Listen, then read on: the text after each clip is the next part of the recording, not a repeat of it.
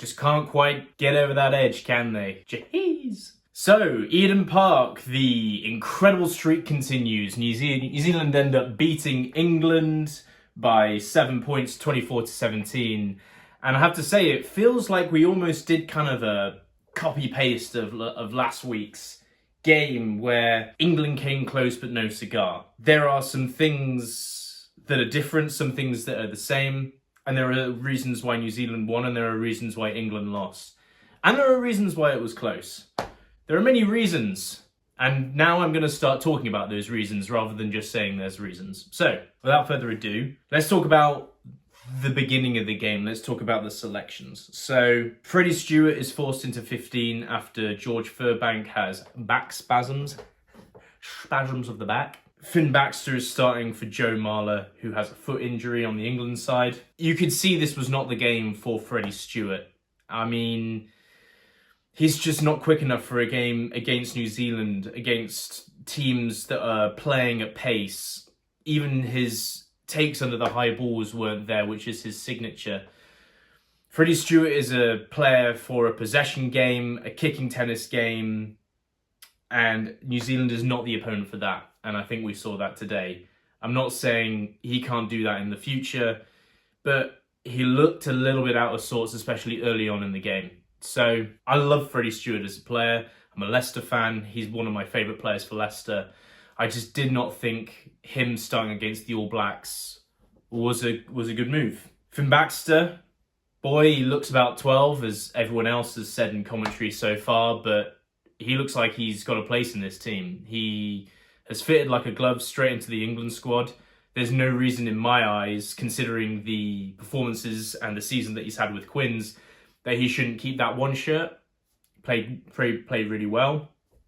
On the other side of the pitch, for New Zealand, no real changes other than Perenara coming out for injury for Finlay Christie. And Finlay Christie is kind of like,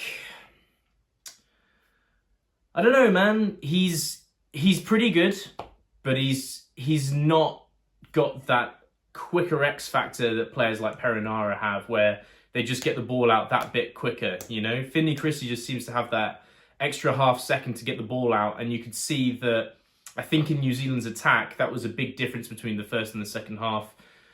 The ball wasn't getting out as quick, and once the new man came on, Cortez, who I really like, and I think he should start for New Zealand in the future, the ball was quicker. 15, we've got to talk about this. I think Barrett has got to start at that position. I know he's older. I know we don't want to rely on him as a Kiwi player.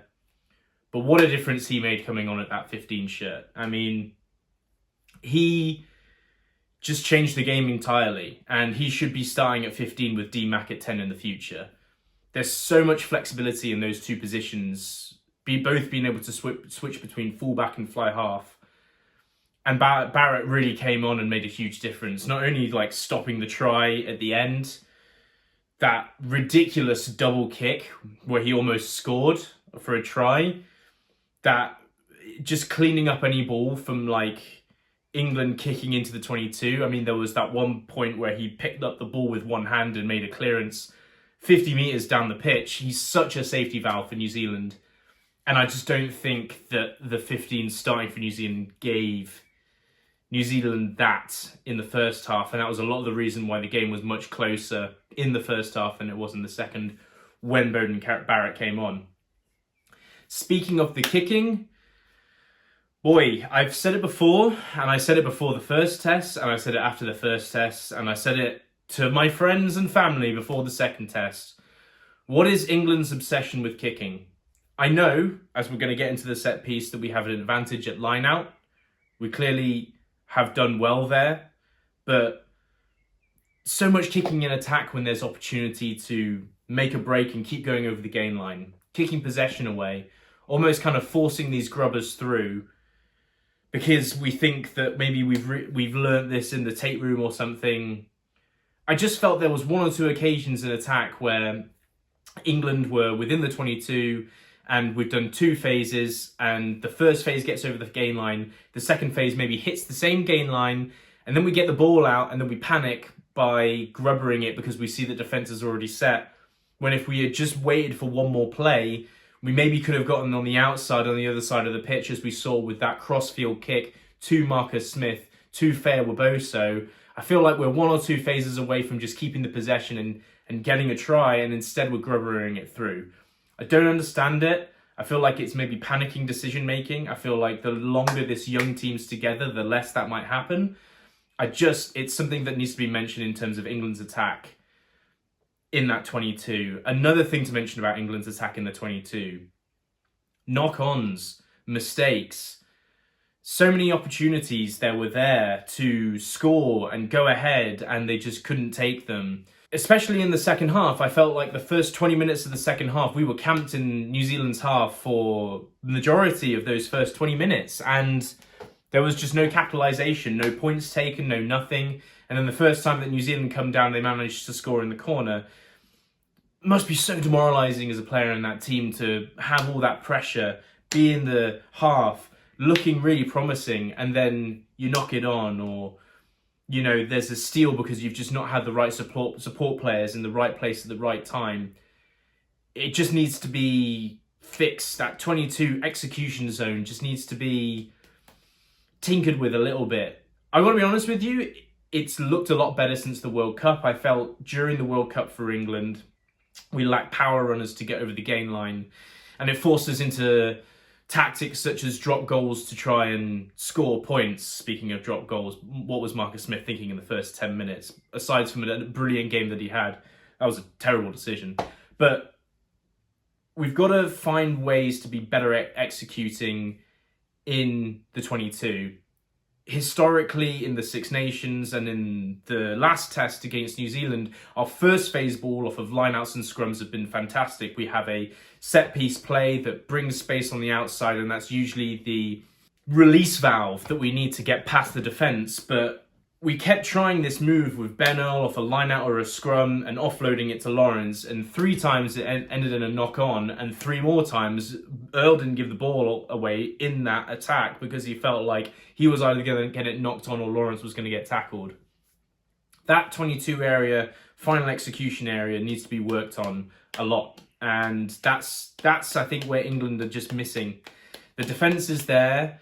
The attack is almost there. It's the last execution scoring points in that 22. On the New Zealand side, it's kind of what we expected from a Razor side. They want to play with ball in hand. They look exciting with ball in hand. But the stuff in the tight is just, it's not there. I've counted 4 or 5 lost lineouts against England. They also didn't really compete for England's lineout. They only stole 3 of them. The scrum, it looked good. It looked really good. I mean, to be honest with you, it was completely dominant for anybody watching the game. But the stats don't tell you that. England won 7 of their own scrums and lost 2 to penalties. And New Zealand won 4 of their own scrums, 1 with a penalty. When you're that dominant at the scrum and you have a clear advantage, those stats aren't good enough. Like, you need to massively capitalise on that. And I think we forget sometimes with how New Zealand play, with their open style of play, getting the ball out and all over the place and flipping it, and doing acrobatics and all that jazz. You kind of forget the size of this pack. I mean, Scott Barrett, little known fact about him, he actually ate the 4th Barrett brother, Timmy Barrett, when they were little kids, and that's why he's so effing big. I mean, the size of the pack's ridiculous. Ardie Savea is one of the most powerful runners in the world. That front row is nothing to sniff at. And this is something that they used to utilise quite well in a quieter way, which enabled their play on the outside. And today, even though they looked dominant in certain areas of that, the breakdown for one, the scrum didn't capitalise on it. And I think they could have put in a lot more points against England if they just capitalised on the tight stuff. However, on the other side of the coin, the loose play that they have is beautiful to watch. They want to play at every opportunity they have, whether it's within their own 22 or in the half, or obviously in the opposition half. And when you've got players like D-Mac and Jordie Barrett and Ioane and these great wingers they have like Tele'a, like who can blame them? It's what you kind of expect. my worry is for this New Zealand side is that against every side in the world, other than two, which I'll mention, they'll win because they're just that bit better than them. But against, I think, Ireland and South Africa, where physicality and not making mistakes is so key to winning, I think they're going to struggle playing this way. Now, there was a lot of comments that came in from the video that I did last week saying New Zealand have had 2 weeks together, which is a valid thing to say. It's a valid point, and they have improved, I think, in their continuum, the space-time continuum that they have to have a little bit more fluidity from this week compared to last week, and it's only going to improve. I'm just making comments on what I'm seeing on the pitch. So these things could improve, the tightness could be there, but let's not act like we haven't had 14 or 15 weeks or 17 weeks or whatever it is with the playoffs of Super Rugby leading straight into this. Like, that has been there. These players aren't playing fresh out of nowhere for 3 or 4 months. They have been playing rugby, albeit it is domestic rugby. It's not the same level as international rugby, and they're not all playing together. So I understand. I'm waiting to see how New Zealand develop, especially with the new coaching staff. I can only comment on what I'm seeing, and what I'm seeing is the tight stuff just needs to be tightened up. If New Zealand scrummaged, I can't say scrummaged better, they scrummaged really well. I'm saying if they capitalised on those mistakes in the scrum by England where they had dominance, I think this could be 40-17, like easy. Like the mistakes were there by England to capitalise on it, and they just didn't. And who knows? You know, I think in the Rugby Championship they're also playing South Africa a little bit later. Forgive me if I've got that wrong, but I think that's going to do them some good, because if they go into South Africa next week, I think they get absolutely humperdinged. Like, I'm not exaggerating. I can't see them beating South Africa in their current form. However, it is exciting. I think they've got great potential, as they always do, and they do show signs of true brilliance. I just think that we're not seeing the best of New Zealand right now, even though, you know, they're beating England twice in the series. They've got more to give, and we're going to see more, and they're going to develop more. I'm looking through my notes, but I can't see too much else. A few more points here. With kind of 10 minutes left to go, Maro Itoje gives away 3 penalties that are really key. He gives a penalty and an offside that gives New Zealand the chance to go for 3. He gives away a penalty at the line out, and I'm recorded another penalty here, but I can't remember what it was specifically. There's lack of discipline, just safety release foul for New Zealand to get them out of their own half and score points. And it was the difference between kind of like having that final cutting edge of like scoring a try and discipline. And it's something that he's probably going to be kicking himself about. And yeah, that's what I've got to say about that. I think Beauden Barrett needs to start at 15 for now. It's such a versatile pick, picking him at 15, with him being interchangeable with D-Mac in attack and defence. You can notice off the back of New Zealand's first phase, D-Mac would play 10, and then when it was defensive, D-Mac would go 15 for a counter-attack. It's just such an opportunity there. And I know that Beauden Barrett's maybe getting on a little bit, but he's still got so much more tank in the juice. Juice in the tank. That's one of the main changes I want to see for New Zealand for me in the future. And that's it. I don't know. I think England went in a little bit on themselves in the second half, and I think they let the game get away from them. I think they had an opportunity to win it against a New Zealand side that wasn't playing their best rugby, and I think they'll be kicking themselves. Honestly, I mean, imagine if they won at Eden Park for this young England team, what this would have meant to them, what they could have built off of this, what they could have, taken as confidence. But then again, you can see they can take this as like motivation of like, they're not the finished product. They've got so many players in there that I think haven't even reached their peak, their final form yet. And yeah, there's much more to come. This team just needs more time together, to be honest with you.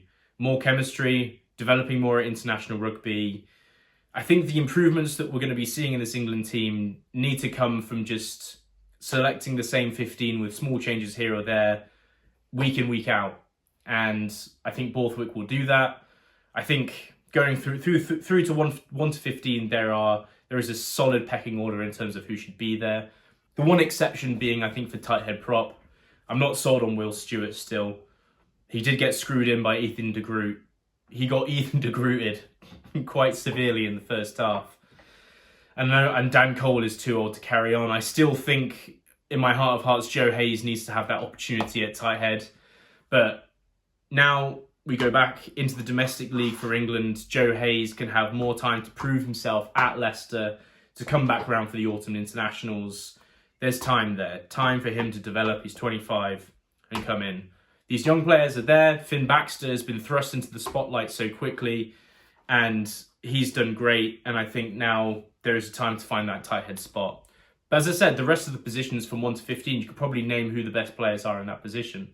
You know, Baxter, Jamie George, who should be replaced by Theo Dan soon, who really got hit by a really unlucky concussion. I hope he's okay, but he's been a real bright spark in this England team.